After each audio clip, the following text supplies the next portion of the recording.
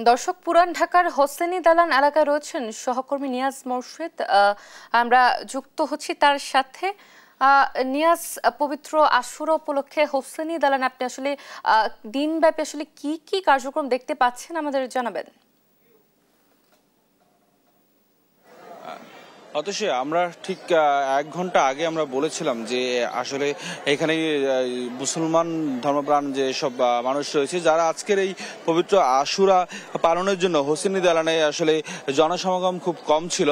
তবে এখন কিন্তু আসলে বেলা বাড়ার সাথে সাথে জনসমাগম কিন্তু বেশ দেখা যাচ্ছে এবং যারা আজকের তাজিয়া মিছিলে অংশগ্রহণ করবেন তাদের অংশগ্রহণ কিন্তু বেশ লক্ষ্য করা যাচ্ছে। আমরা প্রতিবারই দেখি আসলে এই তাজিয়া মিছিলে প্রায় হাজার হাজার লোকের জনসমাগম হয় এবং তারা এই তাজিয়া মিছিলে অংশগ্রহণ করে।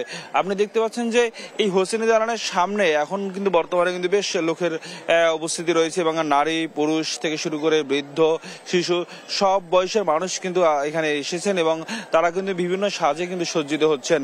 যদি একটু বলি যে কেউ কেউ আসলে নিশান নিয়ে তৈরি আছেন, তারা তাজিয়া মিছিলে অংশগ্রহণ করবেন এবং মাতম যাকে বলা হয় সেই মাতমটি কিন্তু এই তাজিয়া মিছিলে নিয়ে যাওয়ার জন্য তারা কিন্তু এখানে উপস্থিত হয়েছেন।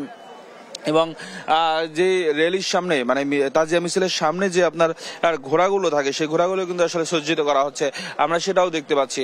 এবং আজকের এই তাজিয়া মিছিলটা কিন্তু ঠিক আর কিছুক্ষণ পরে ঠিক সকাল 10টা নাগাদ এই হোসেনি দালানের এখান থেকে ইমামবাড়া থেকে আসলে এটি বের হওয়ার কথা রয়েছে এবং এটি এখান থেকে বেরিয়ে ঠিক চকবাজার বক্সিবাজার হয়ে আপনার এটি পলাশির মোড় হয়ে এবং আজিমপুর হয়ে আপনার এটি কিন্তু প্রায় নিউ মার্কেট এবং সবশেষ ধানমন্ডি যে রাইফেল আর সেখানে গিয়ে আসলে এটি শেষ হওয়ার কথা রয়েছে।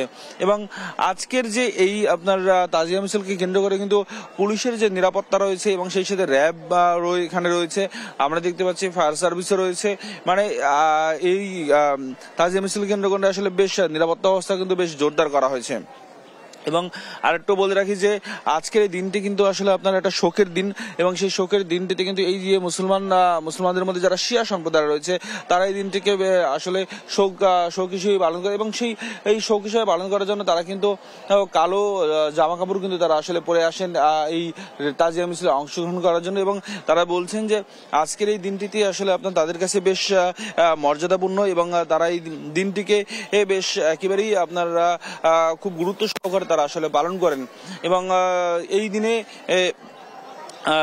আমাদের প্রিয় নবী হযরত মুহাম্মদ সাল্লাল্লাহু আলাইহি ওয়াসাল্লাম তার আসলে যে দৌহিত্র ইমাম হোসেন রাদিয়াল্লাহু তাআলা আনহু তিনি কিন্তু আসলে আপনার আজকের এই দিনে কিন্তু আপনারা যে কারবালার যে এই প্রান্তর সেখানে কিন্তু তিনি আসলে শহীদ হন এবং তার পরিবারের সদস্যরা শহীদ হন। সেই কারণে এই দিনটিকে কিন্তু তারা আসলে আপনার তার মৃত্যুকে মেনে নিতে পারছে না বলেই আসলে তারা আপনার এইভাবে তারা আসলে তারা শোকের মাতম হিসেবে আজকের এই দিনটিতে তারা ব্যবহার করেন এবং এই দিনটিকে তারা আসলে পালন করেন। এবং তারা কিন্তু যে আপনার এর আগে যেটি আমরা দেখতাম যে নিজের শরীরে আসলে প্রহার করে রক্ত বের করে আপনার তারা কিন্তু আপনার এভাবে মাতম করতেন, কিন্তু সেটি থেকে কিন্তু আসলে গেল কয়েক বছর যাবতই আমরা দেখেছি প্রশাসনের পক্ষ থেকে এক ধরনের কিন্তু আপনার নিষেধাজ্ঞা থাকে যে যারা এই ছুরি কাঁচি বা ব্লেড এই ধরনের কোনো জিনিস যেন তারা আসলে ব্যবহার না করে, এমন আসলে নিষেধাজ্ঞা কিন্তু এবারও রয়েছে।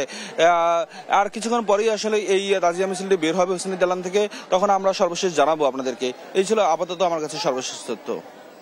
নিয়াজ, ধন্যবাদ আপনাকে। দর্শক, হোসেনি দালান থেকে তাজিয়া মিছিলের সর্বশেষ পরিস্থিতি জানাচ্ছিলেন আমাদের সহকর্মী নিয়াজ মোরশেদ।